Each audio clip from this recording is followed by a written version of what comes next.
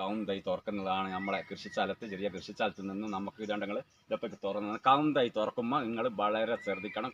പടന്നുകൊണ്ടോ കൈക്കോട്ടോടെ തുറക്കുമ്പോൾ മെരട്ട് ഇവിടെ ഒന്നും തട്ടിപ്പോറില്ല. അതിന് കണക്കാക്കില്ല, ഇങ്ങനെ തുറക്കണം. ഇതാ നിങ്ങൾ നല്ലോണം കൈക്കിതാ പടന്ന ഇങ്ങനെ വെച്ചിട്ട് ഇതാ